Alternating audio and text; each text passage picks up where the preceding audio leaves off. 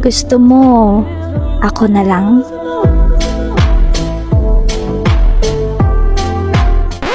Wait, what? Di, wala. Sabi ko, start ko na ba to? Iba yung narinig ko kanina. May problema ata pandinig mo, Vin. Sige, start mo na yan. Wait lang. Oh, bakit? Pwede mag-request, Vin? Request? Ano yun? Kantahan mo naman ako. Lo, di nga ako marunong eh. Sus, napapanood ko kaya yung kinantahan mo si Jel. Ah, Sige na, Vin, oh. Please. okay, sige, ganito na lang. Para may twist, paramihan tayo ng kills at kung sino yung MVP, siya yung kakantahan, ano, game? Lo, ang hirap naman yan. Sus, kaya mo yan. Selena main ka naman eh. Halos lahat ng gumagamit ng Selena, palo. Palo din naman ako, palubog.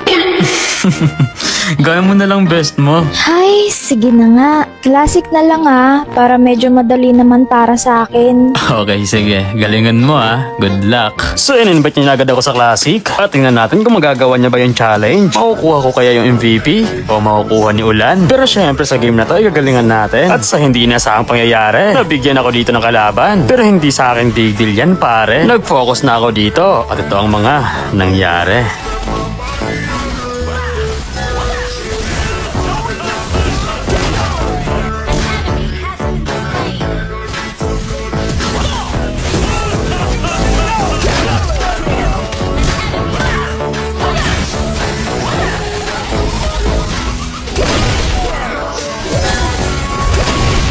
At sa part na to, nung tininan ko yung record namin, same kami ni Ulan. At syempre, hindi ako papayag dyan.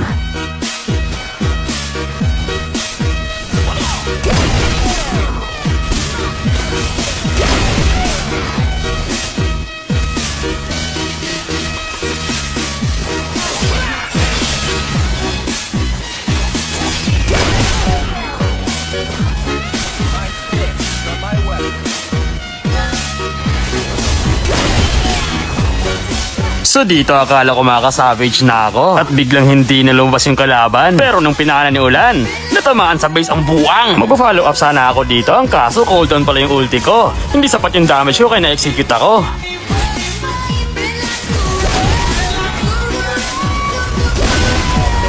At tatapos na dito yung game. At tingnan natin kung sino sa amin dalawa ang MVP.